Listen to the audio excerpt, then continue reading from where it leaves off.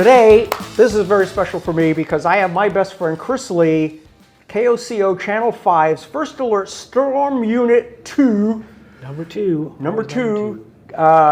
And this is, if you guys get bored easy, this is one not to watch because we're going to go down memory lane here a little bit about him and I, how we hooked up, how we storm chased together for many, many years. We're talking about tornadoes. You cannot, nobody would be bored. You know, when I moved from Rhode Island to Oklahoma, I was a photographer, but then I quickly learned if you're a photographer in Oklahoma, you're a storm chaser. And so I came about that, anyway, it just happened, whatever. Yeah. I think I first met you, Channel 5 was doing a storm show in Enid at the old Mark Price Arena. Right. And I was that pesty guy that kept poking and, hey, Chris, and kind of blowing me off. And we became friends some sort after that. And I think I gave you a VHS demo tape to give to the news director to see if I could help in any way. And like a month went by and nothing happened. And I called you. And anyway, somewhere along the line, she watched it and I got hired. And the next day, the church in Enid burned down. So my very first assignment was a national assignment. And it was like, hallelujah, here we go. And it was pretty wild. Yeah. That was a pretty crazy deal. I think the biggest thing I learned from working with you was how to package. I was always a videographer, a photographer, but I didn't know how to tell a story. And in television news, a package is a pre-assembled package, if you would, of sound and narration and whatever's happening. All encompassing. Tells the story. Start, finish, start, middle. And I learned that from you. I think that was just watching how you did it, and then later joined MPPA and went to some of their things and got better at it. But nowadays, I'll tell some of my employees, go ahead and make a package out of that, and it's like, huh? So we've learned how to do packaging here. It is, well, so it is an art. Is it true that you invented storm chasing? No, I did not invent storm chasing. However, I was in the very infant days of storm chasing. Storm chasing to me was invented by the Severe Storms Lab down in Norman. I mean, I think people have been interested in storms since there were storms and people. Sure. It's a very interesting interaction, and trying to learn about what they are and what they're going to do has been, something that man has been. Since the caveman first came out. When in the 70s, I started at Channel 5 in 77, and at that time there was a group of scientists down at the Severe Storms Lab in Norman, and they did storm chasing in that they were trying to figure out things about storms. They would do experiments. I recall them, they had crews that would go out and collect hail. They had... Well, you tell me about the station wagon. So tell me about the station wagon. They had what they called, I'm trying to think, Hail Chase 1 and Hail Chase 2, I think was what it was. But it was, I listened to them on the scanner. They had a repeater on Channel 4's tower, so I could hear them. And they'd get out in a storm. They'd taken one of the rear side windows out of the car, and there was a PVC pipe that came down from a bucket that on the roof. Yeah, that was by the roof and collected hail. So they would drive into the heaviest hail they could find, and there was a poor guy in the back seat with a bunch of coolers. And his job was to open the spigot, let the hail in, probably with a great deal of rain at the same time, and then label what he had collected, where they collected, where they got it. Right. And then they would go back and compare that with the radar to see what a hail signature looked like. Right. And at that time, if you look now, when people look at a radar and it says, okay, it says hail here, or the hail is 1 inch, or the hail is 2 inches, or baseball size hail, that algorithm, the computer looking at that data and saying, this is what it is, that started from that little station wagon driving around and picking up those They could see it on radar, but they didn't know what it was. Or Right, they knew, and you could even tell. I mean, you get good at radar. Even back in the days, of before radar even had the different colors, it had the different levels of intensity, and you would look at it and say, well, that's the heaviest intensity. The way that's built, that probably has hail in it. But now you had the means to say, we know it had hail in it, and this is the data we're getting, and then they went to what I thought was a more fascinating program where they had people that would go out and their job was to get video of tornadoes. And at that time they had a experimental radar. As a matter of fact, they actually had two of them. They had a Doppler radar. That was before anybody really knew what Doppler was. It was very experimental. And they would drive out and they would make a prediction where they thought the storms were going to be, and they would drive out and then they would pick a storm and get in the right place and get video of what was going on. And to them it was significant, even if it wasn't a tornado, what was it? And then they could go back and compare that to the data from the radar so they could see. And now when we have the same thing as the hail, when you look at it and say, the radar itself looks at it and goes, I think there's a tornado there. And it gives it a certain degree of certainty.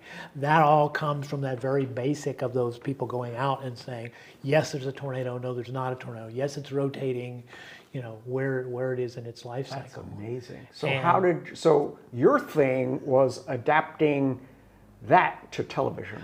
I was sent the day, April 10th, 1979, a tornado hit Lawton, and I was assigned to go down there and cover that. There were several people who were killed. It was a fairly significant event, but there was a much more significant event across the Red River that same time. That was the day Wichita Falls got hit. 50 people died in that tornado. So it was a pretty easy step to say, now that you've covered, now we've got you covering Lawton, but we need you to go down into Wichita Falls and see what's going on down there. And we went down there. It was after dark. We went around with crews looking through for survivors and things. But the most incredible thing to me was the next morning when the sun came up. We were in a command post, which was basically a shopping center in the middle of all the debris they'd just taken a front end loader and kind of cleared off spaces so we can move emergency vehicles in there. And we're there with the Red Cross and all the people, and the crews are coming and going. And I start looking around as the sun comes up, and you literally can turn 360 degrees and not see anything that's not at least in some way damaged by the tornado. It was just, it was just an overwhelming experience of how the power that does this. And being a news person and realizing, what a big news story this is, and the fact that this happens in somewhat of a predictable environment. You can take an area and say, this is where storms may happen. And then the example I give is when we were, for me it was a matter of news gathering. It was the same thing as listening to the scanner, hearing a fire alarm and going out before you realized it was a big fire. If you're already en route, then you're there a little bit earlier. You get a little bit more of the video of when things are going on. Otherwise, the fire department puts the fire out and all you have is a little smoke and firefighters rolling up their hoses. Same thing with, just to be where the news is happening and be able to capture it and let people know what's going on. It really wasn't a thought at that time to get tornadoes. Tornado video would be great, but live tornadoes was just, you just have to be incredibly lucky for that to happen. It was just a matter of, could we be in the right place to cover, a breaking news story quicker if we're going out when the storms are forming than rather after they've formed and gone away. If something happened, for example, if there were to be a storm in Hennessy, and there'd be damage. If we're in Oklahoma City, it's an hour to get up here. By the time we find out about it, news gets down that something happened and we need to get up here. By by the time we get here, it's somewhat under control, and hopefully they've figured out what's going on. Whereas if you're up there right when it happens, it's a lot more of the what's happening when it. Yes. So, like I said, that to me was the whole reason for me wanting to be part of that, and I just took what they were doing down in Norman. And it's funny because it worked out for us because of the way a TV station is put together. What you needed what you need in to storm chase is you need real-time information. People need to understand that this is before cell phones. Before cell phones. I guess you communicated with your two-way radio. Before the internet. Yeah, no internet, no cell phones, and the only way to get live video was to drag a giant satellite truck. I'm talking this big. Did you even have one back then? We had, we got one in the mid '80s. Okay. But we had microwaves, so within 50 miles of Oklahoma City, we could hilltop and get a signal back. But yeah, you're right. For most of our area, if you take the larger part of our area, we had to have satellite truck. Sure. And I just want to quickly explain microwave, because you told me a fun story about that. That microwave is line of sight. So if you send your microwave from the ground to, say, your tower that was, what, 1,400 feet? Or about that, yeah. 1,400 feet. Sometimes the curvature of the earth would get in the way, sometimes tree lines and things like that. So that's where you come up with the van, the microwave van, like the one we own now, where it has the big long tower that would get over the trees and maybe compensate for curvature of the earth and things like that. So as long as it was line of sight, you could pretty much hit it from quite a ways out. 70 some miles, is it? Yeah, it depends. The curve of the earth would start to get you around 50 miles because but it also depended. We could get a lot further north than we could south. Terrain, you drop off towards the Red River, whereas coming north, you kind of an upward. Going up. Yeah. But we had spots all high. I knew all the high spots. Yep. Well, you actually had this back before civilian GPS. You had a GPS in your car, a military or an aircraft GPS, and you had all of the high spots in the state mapped. You knew where they were. Right. Yeah. Right. And a lot of it was up here, just knowing, like when you're driving out on the interstate, what's the last place you can get a microwave shot? Do you have to go up on top of a hill, or can you have to get off the road, or can you just be on the side of the highway? And that seems like. And now our technology is completely different now, where we use cell phones and things like that. Yes. So it's now all useless information and cluttering up my head. So where it is transformed now to where they use what's called cellular bonding. We use some of that here now, but you take, was it 6 or 8 SIM cards? Six cell cards, yeah. 6 cell cards and compress the signal and send them with all of those different cell towers, and it puts it all back together at the end, and you've got beautiful video like you were carrying a big satellite truck. Right, but, and it's a delay is a little bit more than the. It depends. You can vary the delay, but you can run it on a delay that's not much more than the. Well, here's a little insider thing. So when you hear the anchor say, "So Susie, tell us what's happening," Susie has this deer in the headlight look for a few seconds because it takes that long to get to her ear, and then. Back. And occasionally, if somebody has an open speaker, I know you can hear this a lot in Storm Command because they'll have the TV up. You can hear the end of the question. Damon will ask Michael a question, and Michael will have the deer in the headlights look, and you'll hear Damon repeating the last few words of his question because that's the delay that it takes. Yeah. It's actually not the delay for Damon to get there; it's the delay for Michael's signal to come back. That's pretty funny. That's getting better. When we first got those first backpacks we got that did that, the delay could be up to 30 seconds, where you would have to back time into your package, to get. Wow. Count to 10, start talking. Right. Whether it's or they would say, they would give you a cue. This when the anchor says this, you start talking, and the anchor would have it timed out to where. Oh, geez. But the fun things that you don't know about TV. Too much thinking. Probably, yes. There's a story, I don't know how true it is. I got all this dirt on Chris. So you had your company car was a red Bronco, like a Explorer. 70s. No, you're way back, the red one.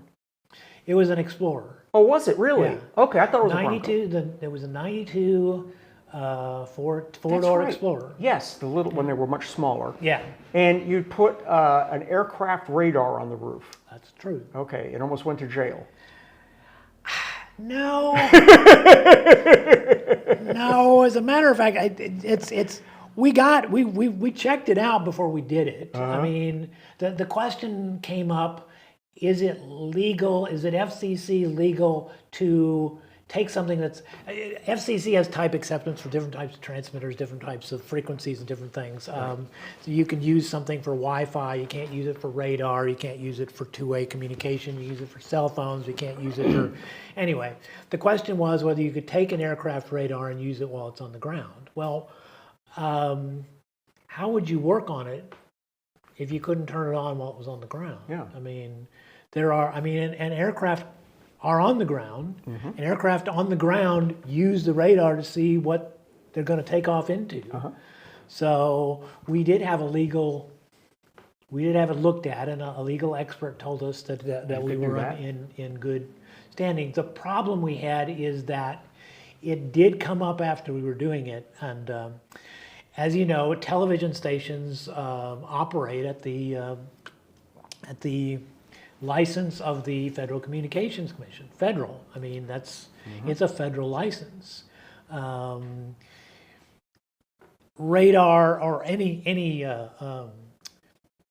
that was being done that would if you're doing anything illegal that the FCC would call you on, that could put that license in jeopardy. Lose the whole television station for obviously that's not radar. something you want to put in any kind of jeopardy. So when it then became questionable, we just stopped doing it because it just seemed to be the prudent thing to do. It was an interesting experiment in that we were just starting to transition to where we started doing more at night. And storm chasing at night is scary. Even as prepared as you are nowadays, you're running blind. Well, and at that time, your radar was somebody telling you back at the station what it looked like to them over the phone or over the two-way. We had at the time we had just started using the still pictures, and we could turn that around and pull what we call pulling a radar picture to us, but the way NextRad is, I take it back. It probably wasn't. NextRad is somewhat delayed because it's a computer composition of all of scans. But we were using our own radar, which is real time. But even so, the time it took to get that scan to you in the car took some time with the technology we had. We're using analog cell phones at the time. So best case, you're 2, 3, 4 minutes old. Well, if you're trying to, how close 15, can I 20 be? miles. Right, when that storm's moving 30 or 40 miles an hour, that you need as real time as you can get, which is why it makes so much, so much storm difference. chase with your phone now. Yeah. Wow. Because that was the thing when we first started storm chasing in the 70s. We had, you think about it, we had a meteorologist on staff. We had a two-way radio that covered a large part of our area. I can still hear it here. And we had some of the best camera equipment, video camera equipment available. So the things you would need for storm chasing, there they were. So it just kind of fell into place that would work out to do, to be something that we could do. Whereas somebody, who wanted to be a storm chaser, you're having to go, even if you had a meteorologist that you could call, you're having to stop at a payphone and call him. Does he have access to real-time data? At that time, storm chasers would go to the area they thought were going to be a hot spot and congregate at the weather service and get whatever information they could last minute before they would go out. There's another interesting thing that, of course, we didn't have cell phones or any of this kind of thing. I guess cell phones were just coming out. And up until that, unless you had a satellite truck with you, you weren't able to get pictures in real time, or never mind video. Right. And you found this gadget that wasn't even designed to do this. Yeah. What was that thing? We found Sony had a thing, and it's funny because most of our equipment when we were at that time, and a lot of it still is made by Sony. Oh, Sony. Yeah. They have a whole division of broadcast where they have all this great equipment But this was a consumer device. Yeah, this was in Sony Industrial. It wasn't a consumer device either. It was, and I think one of the main things they did it for, it was basically what it did is it took a still picture video and scanned it line by line down over an analog. It did use a modem. Mm-hmm.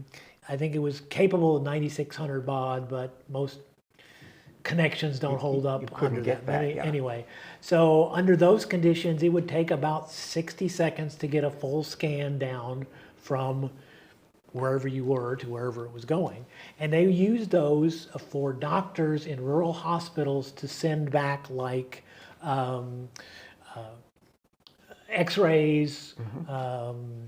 Once again, there was no internet, no email. Right, yeah. Right. This was before all that, and they usually they had a little plug-in on the side for a phone jack, and we found a device that the cell company had just come out with that you could plug a regular phone into. It was into an interface that would then you could use that phone on your cell phone.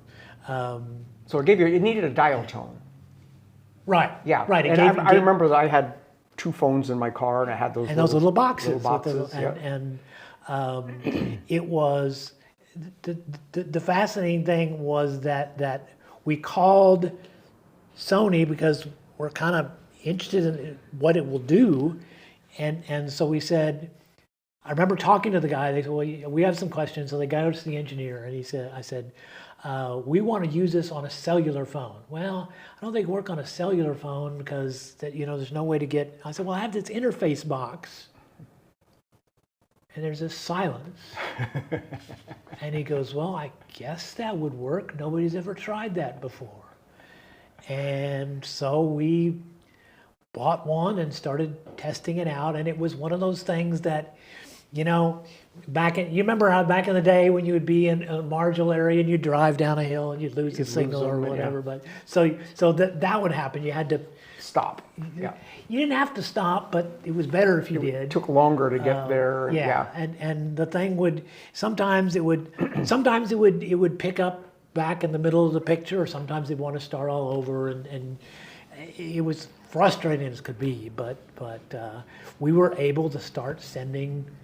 We'd have a picture of a tornado in the panhandle, and it would take, this is something that physically driving back, you're talking about 2 hours just to get to microwave range. If you're going out Northwest Highway, for those of you in the area, if you're just past Watauga, you get up on that hill as you're going northwest, that's the last place we can get a microwave signal in to our tower. So before all this, we'd race back there, set up, and send our video back in. Well, this, you could send at least the still pictures back. Right. But then you figured out how to use it backwards.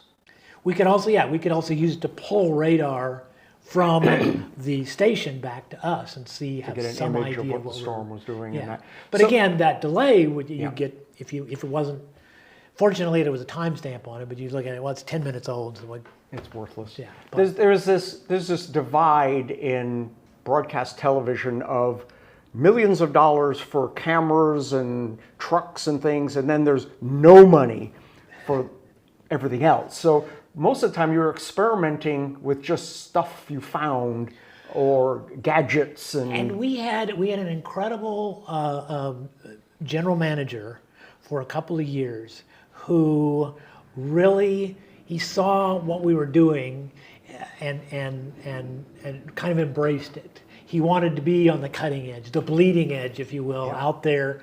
And he was the one who kind of bankrolled the radars on the cars he had been our news director back when the Wichita Falls tornado happened. So he understood where weather was and the priorities of, coverage for a TV station in Oklahoma. So when he came back, and now he's no longer news director, he's the general manager. He's in charge of everything. And he took 3 of us from among the rest of the TV station. I was the newsroom person and kind of the thinker upper of the things. There was an engineer who was kind of the muscle and the hammer and guy that banged on stuff. Yeah. And then we had a guy from our promotions department who was into computers. And computers are just starting to be a thing, but they could see that was going to be very helpful in our quest to get things. And he came to me, and the 3 of us, he said, I want something that nobody else has. And that's when we gave him the PVTs, the still picture, the first pics is what we called it. That's when we did the radars. We got some night scopes, and we're shooting in the dark with night scopes. We were the first, like you said, we had the first GPSs, and it's funny that everything now in the world has a GPS in it. This thing they were $3,000, and they wouldn't tell you. All they do is read out your latitude and longitude. It was just digital numbers. Yeah. It didn't tell you. Yeah. You need to be a scientist to use it. You could put waypoints in it. It would tell you where you were from that waypoint. But as far as a map or anything like that, and we did actually do some. Gosh, this would have been, around 1990. We had a map, and we had it. It would spit out a data stream, and we had it plotting us on a map. The problem with it is those GPSs weren't as accurate as the GPSs are today. So you'd be driving down the road, and it would have you going along the road, maybe out in the field along the road. It looked really weird. It didn't look like maps today, so it wasn't as useful as, you'd have to keep the maps fairly wide to show where we were. But we actually started that technology. Jerry, the computer guy, Jerry Hart, the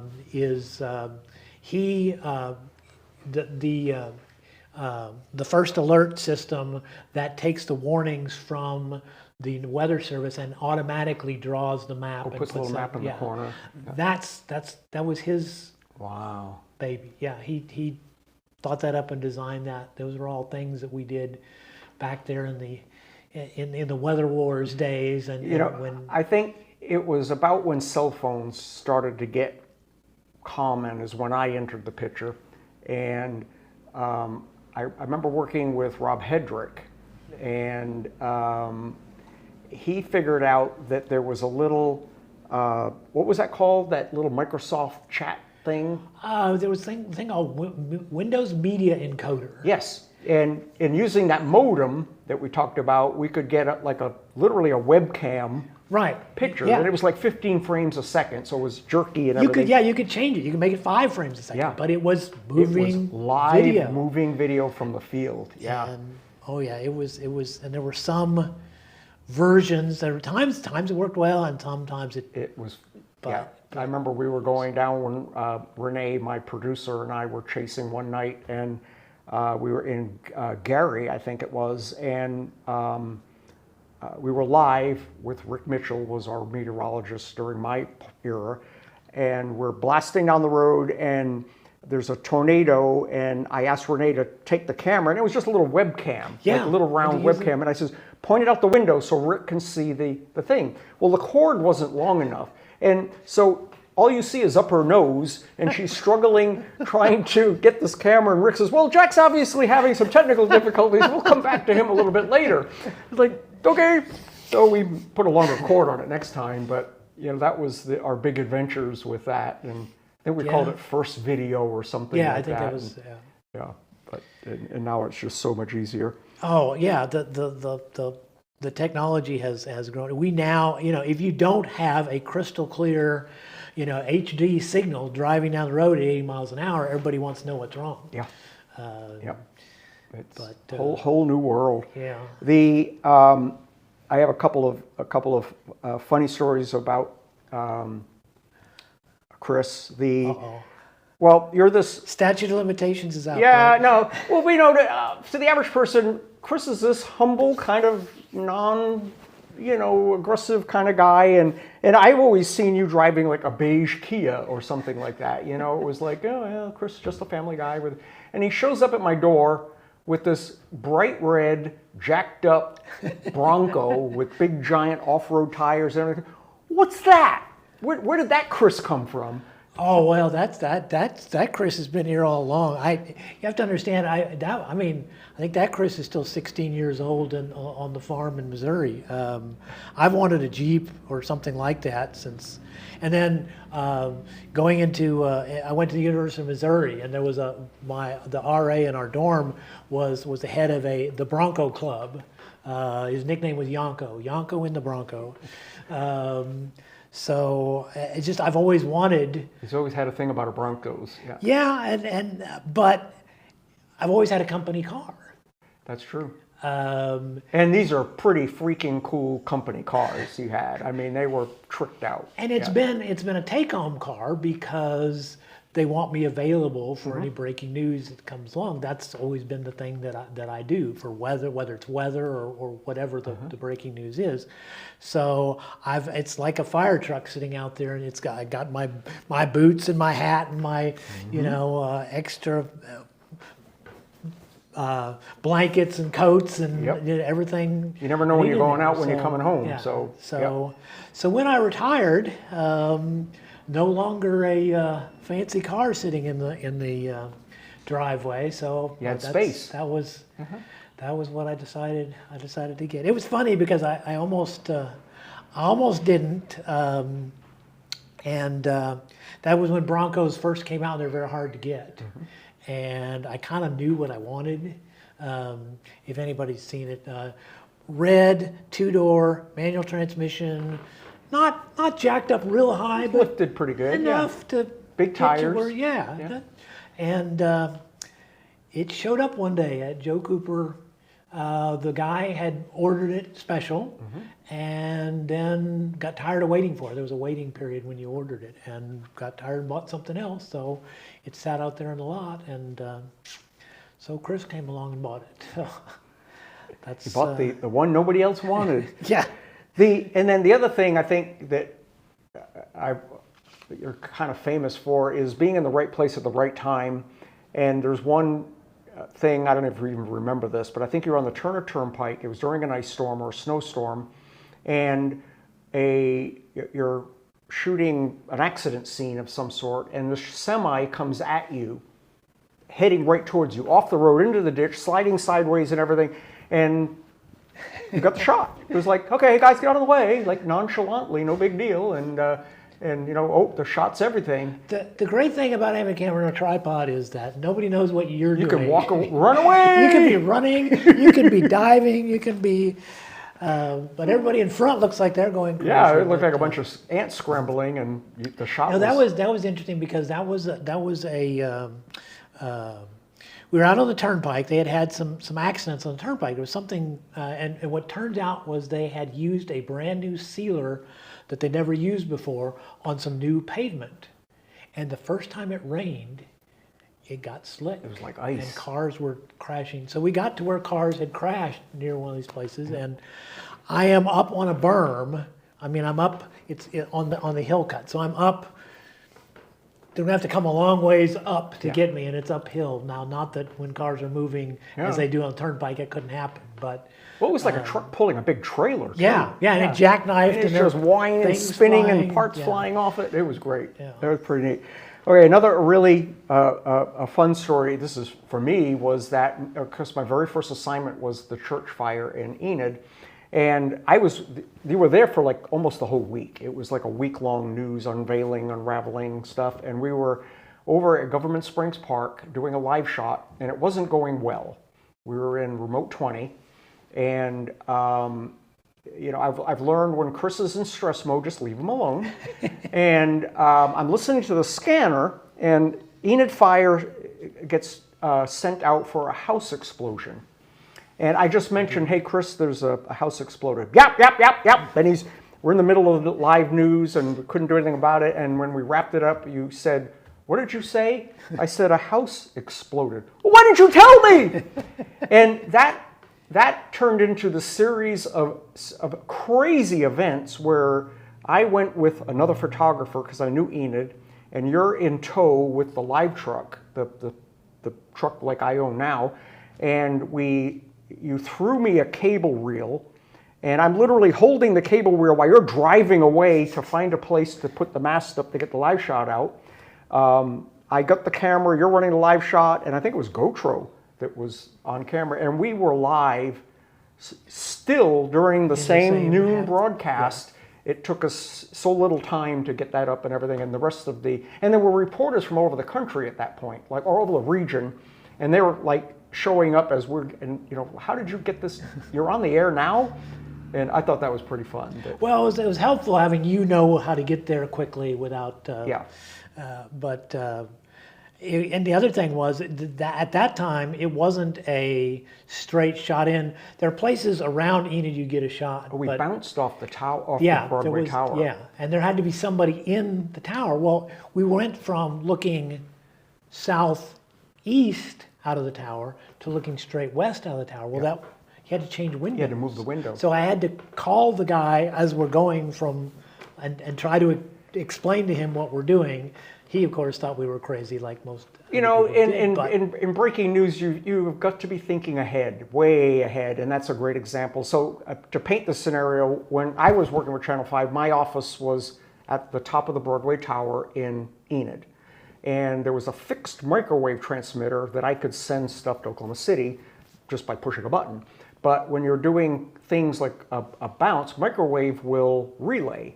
So you would stick a receiver out the window of the Broadway Tower on the 13th floor, and you could shoot to it. Yeah, as long as you could see the 13th floor, then you could get a... Yep, and then turn it around and send it using the other transmitter back to Oklahoma City. So you would use these bounce things all the time, and it was pretty amazing to, you know, that everything was in the right place at the right time that day, that you had somebody in the tower that could move it from the south window to the east-west window. And well, but also that you knew, that was a thing to me that was always knowing what equipment you have, knowing what it's capable of, and being able to use it to cover what you have at the time. I mean, to me, that was kind of my job for 46 years. Figure out how to do the MacGyver most of television news. Yeah, exactly. The most you can with what you have.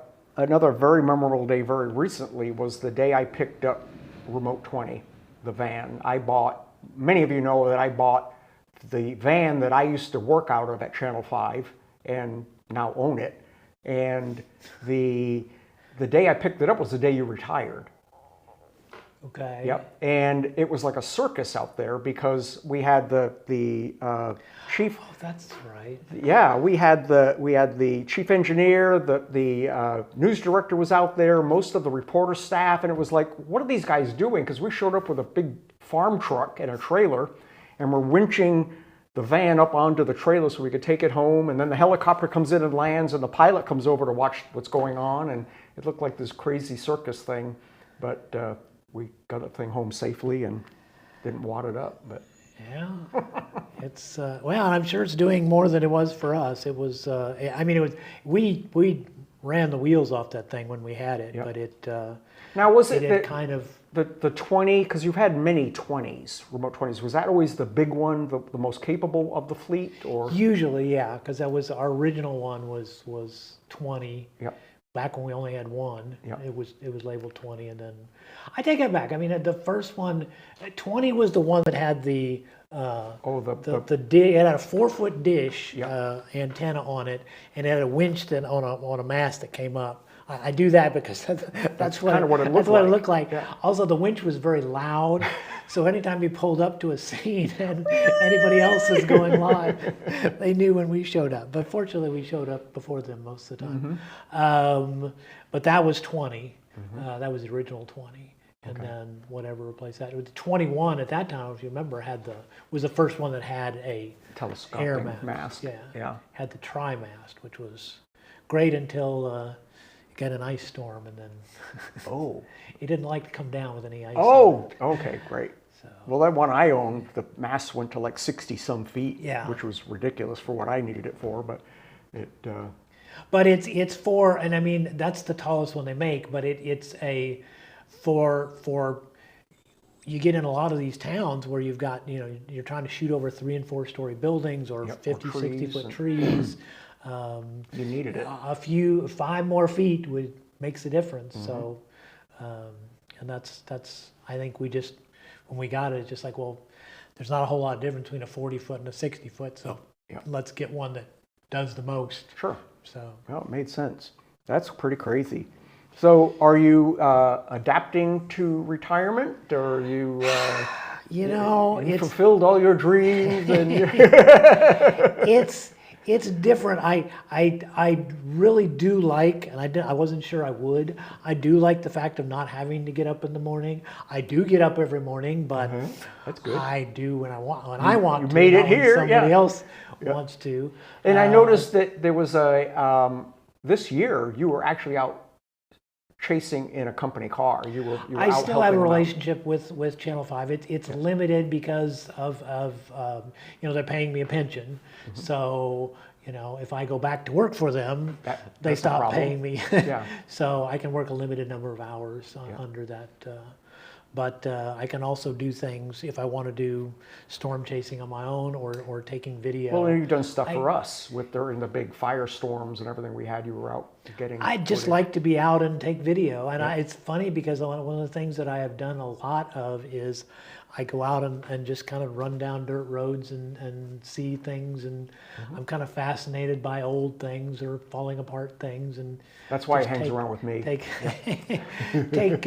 take pictures and video. And I still haven't figured out what I'm going to do with them. I always thought, well, I should have a website or an Instagram or something. And it's all still on in your here. phone. Yeah, I get it. So, Well, man, I sure appreciate you taking time, and I know Chris lives in Edmond, so it's a pretty good haul up here to Hennessy. But I used to chase in the Panhandle. So, that's true.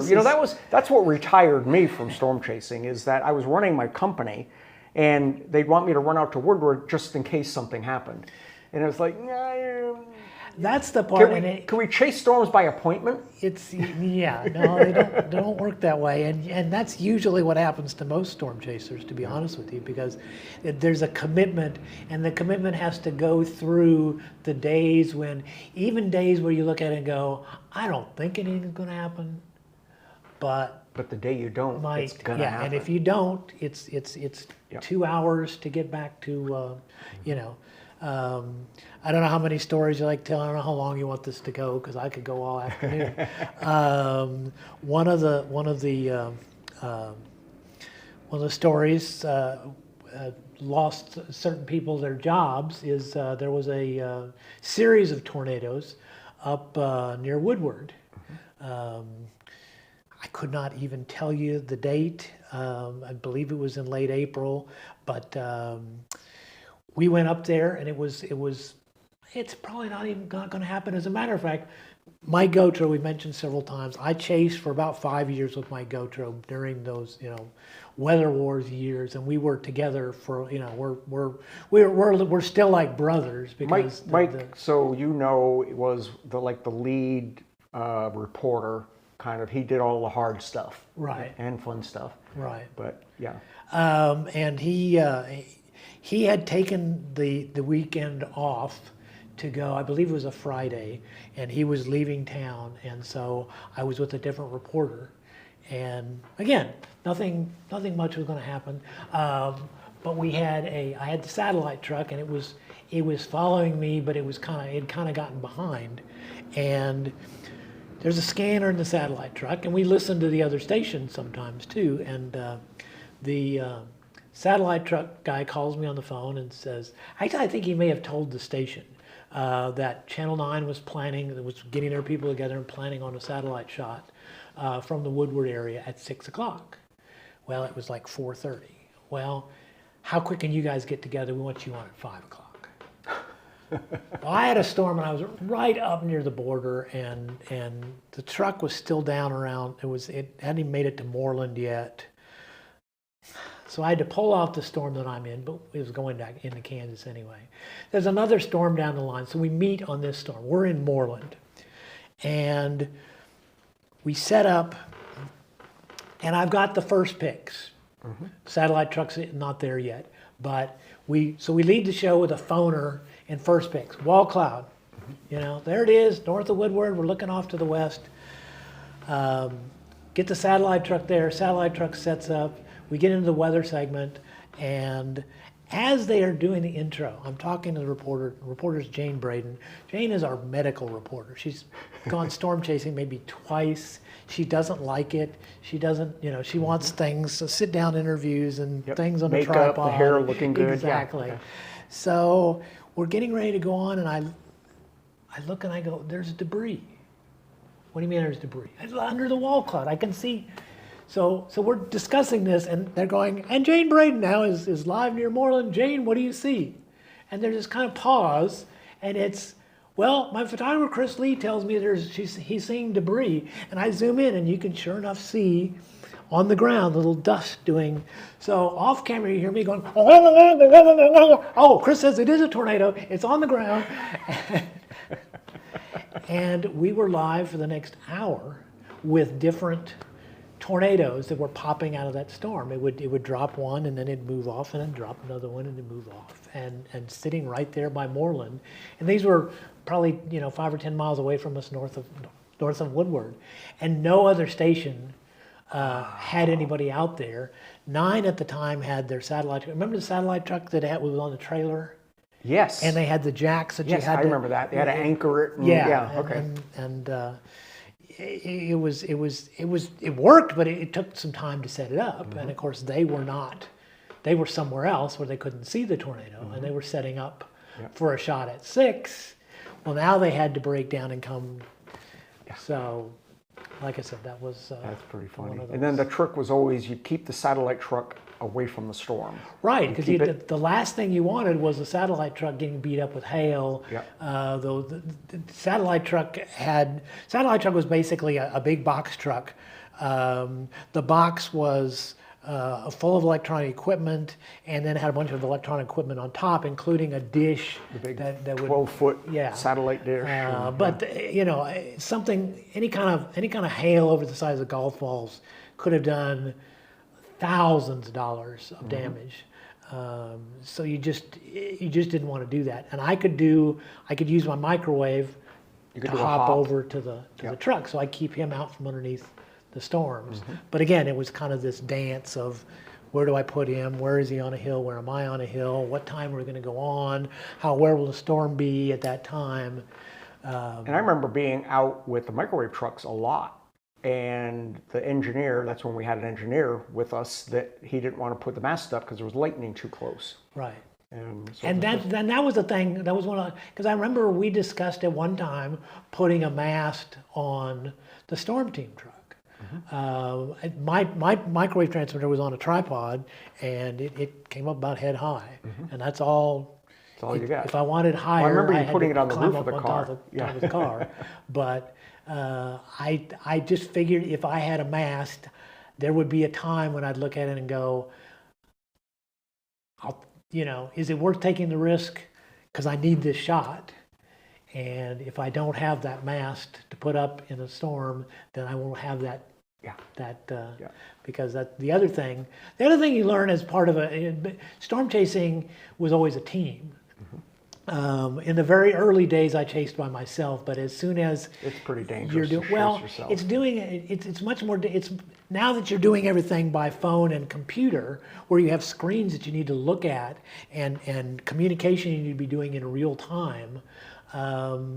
You're not stopping for if you're just stopping for a payphone to communicate, or you're looking at a map on the side of the road, you can do that as a one-person thing. But when you're trying to turn a camera and talk and reset at one point computers, you quit driving, and the reporter would drive, and that was hard. Yeah, that was a hard transition, because I am a control freak from first thing in the morning. I want the driver's the one in control. Well, I remember I was with you in the back seat, and the reporter was driving. We're getting into hail, and you said, you can go faster, a little faster, we got to get through here. And we punched the core and came out into this thing with the whole sky was rotating. It was pretty wild. So, yeah. I wish I'd have that somewhere. I wish that's something we could add into here. Jack came out one day on one of our storm chases and just kind of rode in the back seat. Yep. And did you have somebody chasing behind? Were you? I think Rob Hedrick was behind us for a little bit, but I, for the most part, I was by myself with you. Yeah. Yeah. I went. You gave me those tapes Yep. years later, and I actually dubbed them all to digital. And I remember going through there. To me, it was fascinating because there were things that I don't remember. Sure. But I also it was fascinating to me, the communication between me and the satellite truck all the time. It was okay. Where are you? What are you doing? Where can you be in 10 minutes? You know. Yeah. And that's just stuff you're an autopilot. You don't even think about when you're doing it. Yeah. That's about third level down. You've got what's the storm doing? What are you doing? Then what's the satellite truck doing? Yeah. Since communications have got better, you don't even hardly use the satellite truck very much anymore. Not nearly as much. The first Storm Command truck that they bought was a satellite truck, and what do they do with that? Maybe I could buy that one. It's still there. Is it? I think they use it as a satellite truck. Okay. Satellite is still useful in that a lot of times it'll happen during disasters, but it also happens during major events. OU games are the typical. You use your little cell phone or your little TV, what we call TVU. That's the company that makes the bonded cellular. You get a perfect signal back every time, and then 60,000 people get in the stadium with you, and they've all got their phones. I don't care how good your and guess what? You can't bonded cellular, it's going to go down. Yeah. So satellite truck always works. Yeah. So you got, plus, like I said, you get in a disaster area. The first thing that goes down is cell service. And also the first thing that happens is a bunch of storm chasers get out there, and everybody gets out of their storm shelter and wants to tell mom and dad they're okay. And again, the cell phone. Other story I did want to tell is that I had a funny thing, and I certainly don't mean to disparage anybody. Michael Armstrong is a fantastic storm chaser. He kind of took my place at Channel 5. He's the lead guy. I see him out there literally during springtime. It seems like every day, and there are many days that I think, I'm so glad I'm not doing that, particularly in the dark. But I learned something. Michael is, he's a cell phone baby. He's the internet. It has always been there when he's been out chasing. So the very first year that he was there, the first few chases, they had the two of us go out together, and it was almost like we were doing different things because I chase with my head out the window looking at the clouds because the way I learned it was, you figured out what the day was going to be, and then as the day evolved, you took that information. But once you got on a storm that was your storm, you had to kind of look and see what's going on. You had to figure out what was going on. Yeah. It was your job to stay with it, to navigate, to stay on that storm. They weren't going to tell you turn right, turn left. The only thing they were going to tell you is that storm's no good, to go get another one. That was what. And for Michael, it was very much I want to see what it's doing on the radar. I want to see, any kind of variations and any kind of things that are going on above cloud level. And it was just kind of eye-opening to me, the difference between it, and realizing most of those people that are out there chasing are probably chasing in that mode and not in the same. That's pretty crazy. I know that one of my better experiences were when Aaron Tuttle was on staff, and he would say, Jack, go to this intersection, and in about 5 minutes, there's going to be a tornado.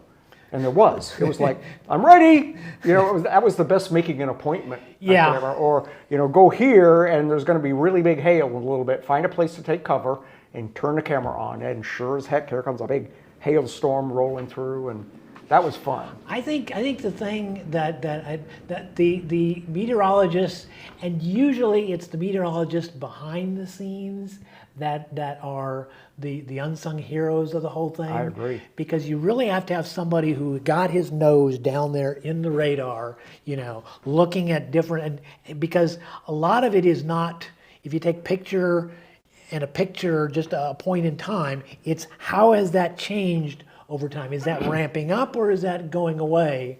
And you can only do that if you're really looking at the data and really know what to look for and where to look for it. Well, and the meteorologist who's on the air can't really do that because he's got to worry about all the on-air. Well, so there's the behind-the-scenes thing. Both of us would communicate with the number 2 meteorologist most all the time. Right. Then we would communicate with the chief meteorologist when we went live. Right. And the rest of the time, the number 2 guy's telling us what to do. And, right. Yeah. And there were times when you only had one guy back at the station because either wasn't supposed to be a very big deal or wasn't. But there were also things that you learned pretty quickly. I would hear Jonathan was really good at this. Jonathan would be doing his radar and he's talking about all these things that he's seeing. And of course, when he zooms in, we're on the radar too. So we'll say, and you see Chris Lee's right here. This is Chris is going to go over this next intersection and he's going to go north because that's where that storm's going to. Well, I didn't know I was going to go north, but that's how he would tell me. Yep. I think, this thing is taking a northerly track. You need to get north. So you have to be listening. Like that yes. Yeah. And maybe it was more obvious to you guys at home. I don't know, but we thought we were pretty clever getting. Well, and now with the trackers and everything, they know where you guys are at all times. Yeah. It's pretty helpful that they can say, look, you're about to get run over, go south. Or... Well, and it's funny because when I learned, I still do it to this day, that when they throw it to me, the first thing out of my mouth is, I'm at 301 South Main in Hennessy, and I'm looking to the north, you can see da-da-da. And you don't have to do that anymore because the intro to you, Damon has said, hey, here's Chris Lee, let's go see what, But that just comes from. Well, we were always trained to tell us where you are and what you see. That was the thing I told all my storm chasers. The first thing out of your mouth needs to be where you are, because if it's not, if you can't tell them, if they don't know where you are, the rest of it doesn't mean anything to them. I see a tornado. It's moving south, or. Where are you, in Norman or Woodward? Yeah. So, and literally, I'd say in the early days, they would know I was somewhere in Kingfisher County.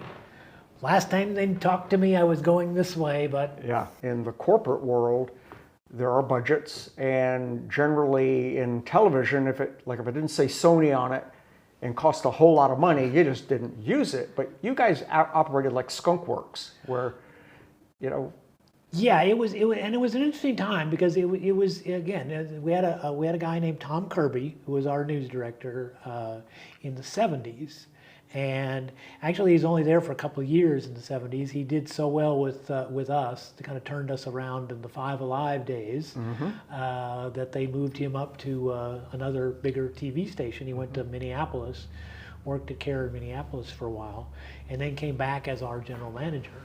And as general manager, wanted weather to be a priority, and he tasked us to be the three of us that I described to be developing things for weather. He wanted things that nobody else had, and that was when consumer electronics were kind of coming around, where we're starting to be things out in the field.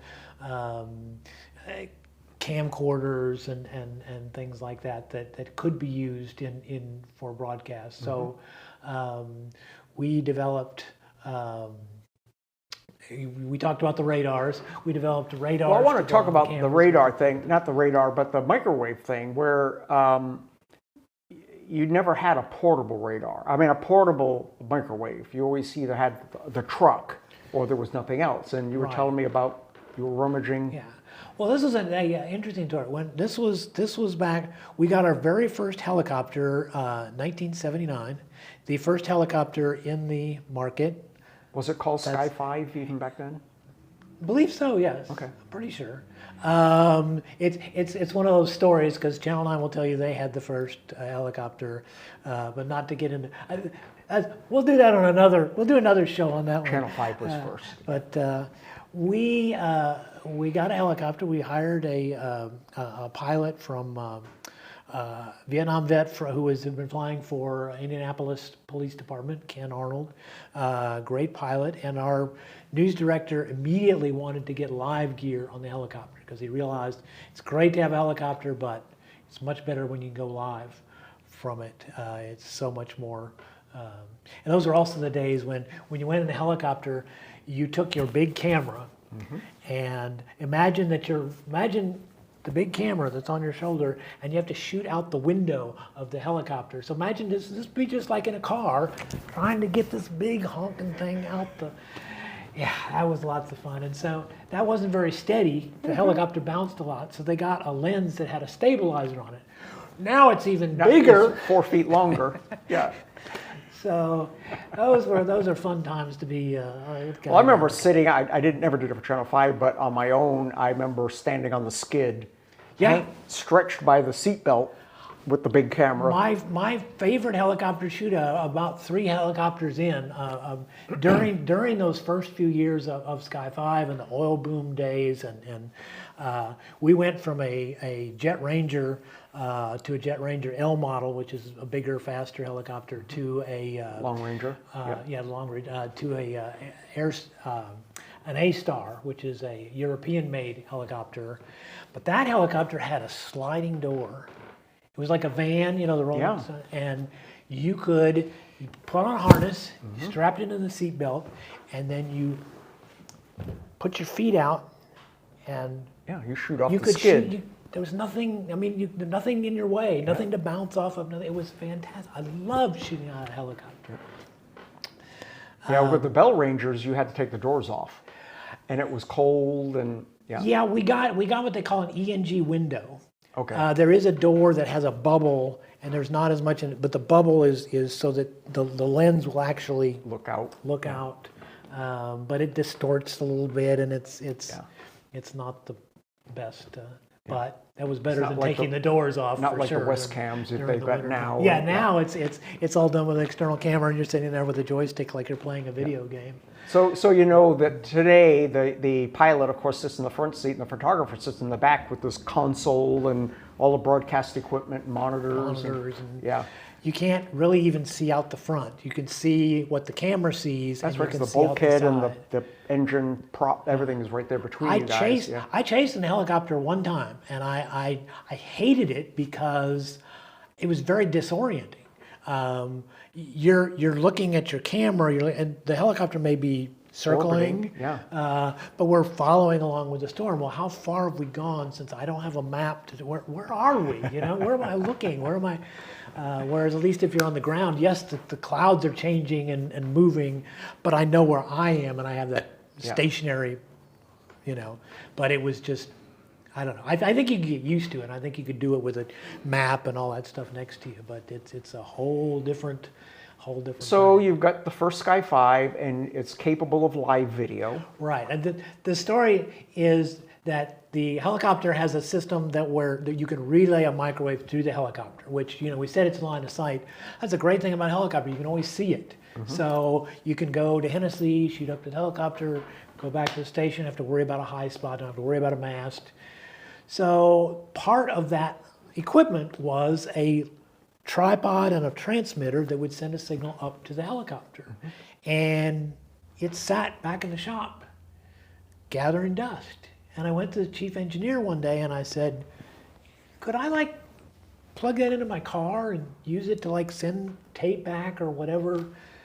And he said, okay, well, it's aircraft, it's 28 volts and the car's 28, this is 12 volts. And so he comes back a couple days later and he has a box. And I go, what's that? He goes, it's a converter. It had little battery clips. I would pop the hood on my car, clip it onto the battery, and then it had a cable that plugged into the microwave transmitter. Pushed a button and turned it on and away it went. And then I could go live from my car. The idea, again, like I said, I was feeding tape back. Live takes, okay, you've got to be able to hear audio, you got to have a microphone, yeah. but those things kind of came over time. Yeah, eventually you had built-in IFB and everything else. Yeah, I eventually had, by the time, storm chasing became more of a thing, I had kind of built in the back of a little station wagon, had a shelf and all my equipment, and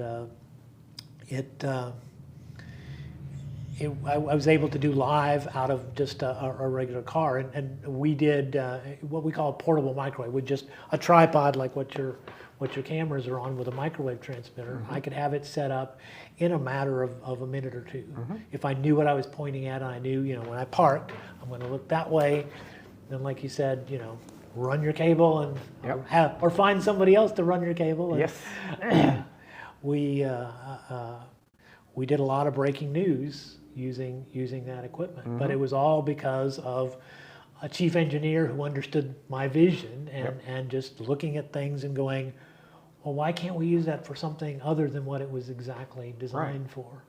And we kind of developed that into, during the 90s, late 80s and 90s, into trying to develop new things. We put, like we talked about, the radar on top of the cars. We did night scopes. We even dabbled a little bit, and this is what the project that I think was probably going to get us in trouble, and I think this is one we nixed. We played a little bit. Amateur radio has an amateur TV, and we looked at being able to use amateur TV as a way to get video back. It's a little bit more robust than microwave, but it's banned for commercial use.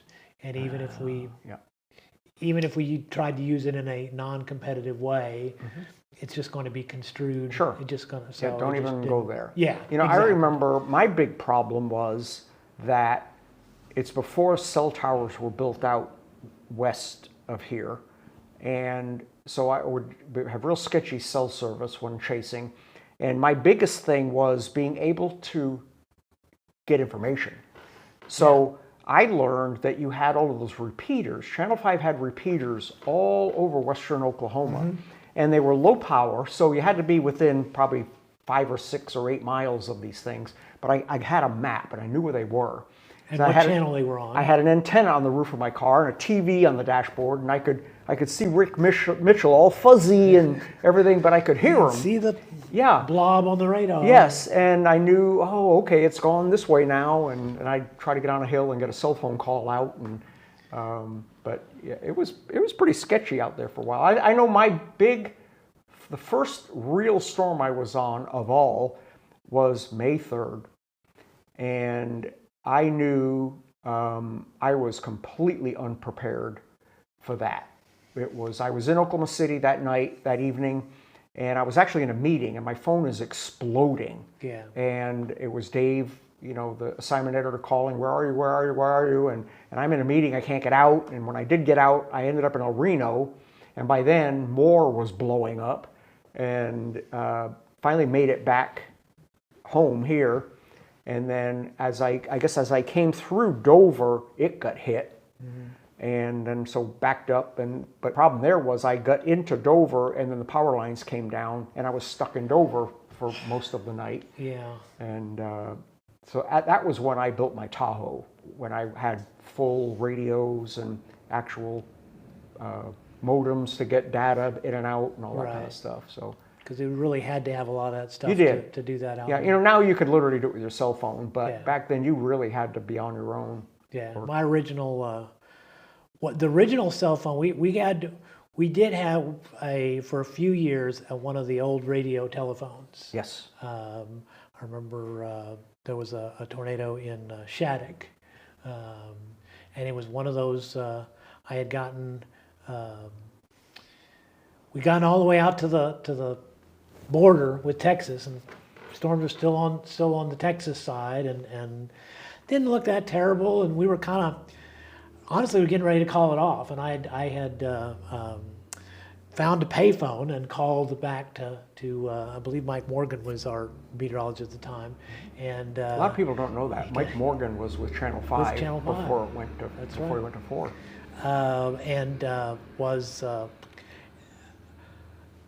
And then I got back in the car and was kind of watching the storm still, and then I heard them say it's on the ground. Got up on the hill and I could see it. It was still way over there, but I decided I'd go follow it, and I was able to get.